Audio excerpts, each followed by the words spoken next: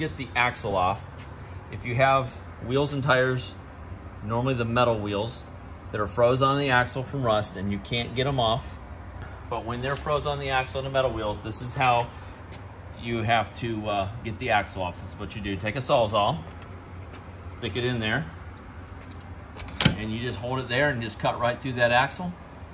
And then this side will fall out. Of course, loosen your chain, take it off, it's out of your way. Loosen that locking collar, this will slide right out. This will slide out, take that pin out, and loosen that locking collar, and this whole axle will slide out at all times. But this wheel being froze on here, you won't be able to get this axle off. So the easiest way is just to take a Sawzall with a metal blade, cut it right there, it's out, put all your new stuff in. All right, once you have it all apart, now that you have the axle out and everything's clean, you're gonna put the bearings in.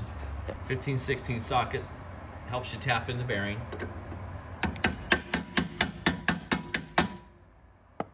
Oh, there, that one went right in.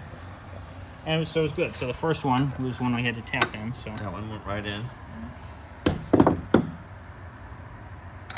And that one might need to be tapped.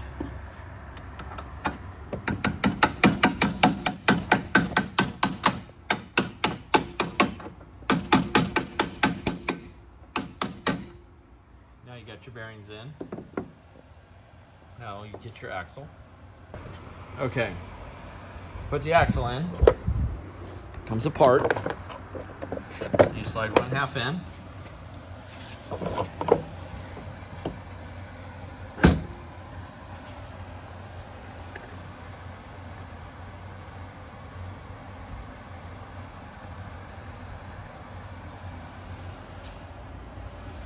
And then when you slide the long shaft in, you have to remember to put your locking collar on, which is this piece right here. Goes on first. Then you slide it through your impeller gear set. Make sure you put it in the slot up above, and then you slide it right in there. And then once you get it here, there's spines on the axle, so you're gonna wiggle it once you get it in there.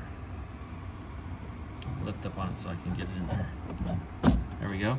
Once you get it in there, you just keep turning it and pushing it in there until those splines line up, and then you can tap it in. Now once you have the axle all the way in, you slide this locking collar all the way against the axle, against that bearing. You tighten that up. That's what will hold the axle in place, is this locking collar. Get a 5/32 Allen to tighten up this locking collar, which will hold the axle in place.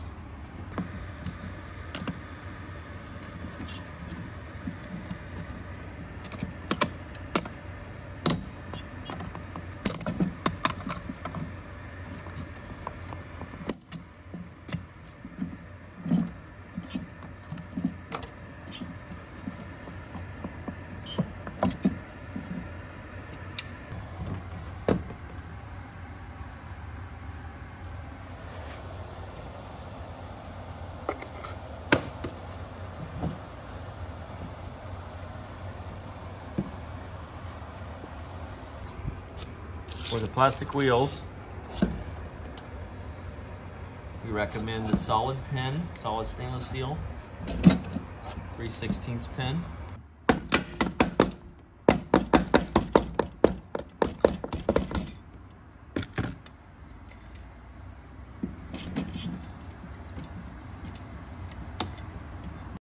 Don't forget, when you're done, gotta grease, fresh grease in those bearings.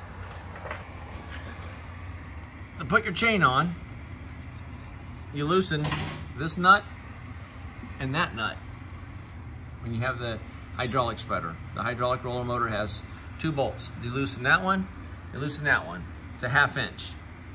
Once you do that, you roll that roller motor forward.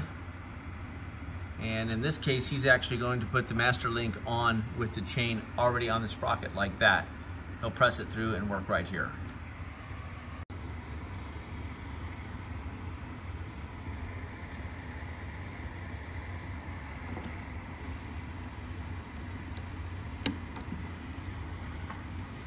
you tighten the chain by pulling the roller motor back and snugging those 2 bolts up.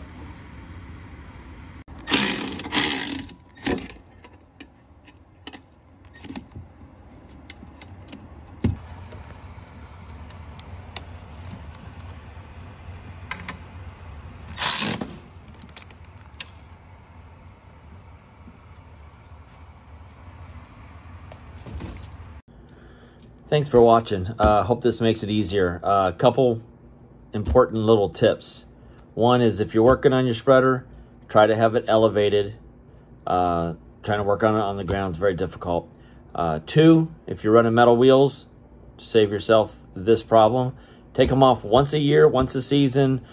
Clean the axle on the inside of the wheel, put some anti-seize or grease or something on there. If you did that once a year, you're not going to have this problem. If you run the plastic wheels, make sure you run the solid stainless steel pin, which you'll see in the video. That is the only combination that really ends up working with the plastic wheels. The regular cotter pin, 3/16, for whatever reason, they just don't work well with the plastic wheels. Anyway, thanks for watching. I hope this helps. I'm doing this for actually a customer called and said they would like to see this video, and if there's something on the spreaders that you want to see, let me know and I will try to do the same thing. I need ideas to, what you guys want to see on the spreaders to help you repair them or use them or anything. Thanks for watching. Thank you.